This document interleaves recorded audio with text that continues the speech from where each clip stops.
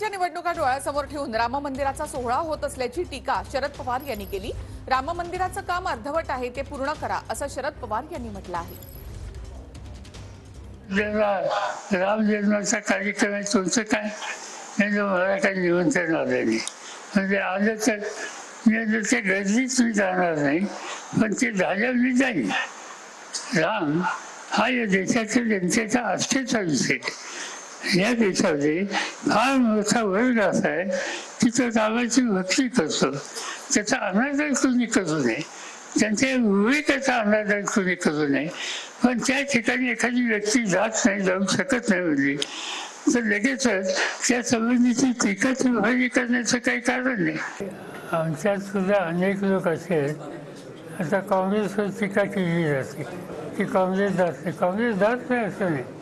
काँग्रेसचं मत आहे की ते सगळं मंदिर खुलं करा, अर्धवट कामाला येऊ नका। आणि इथं तुम्ही मंदिर खुलं होण्याच्या पूर्वी लोकसभेच्या निवडणुका नजरेसमोर ठेवून हे उद्योग आहेत, हे राजकीय हेतून आहेत आणि त्यामुळे लोकांना त्या संबंधीची नाराजी आहे। कुणाचाही मंदिराला विरोध नाही।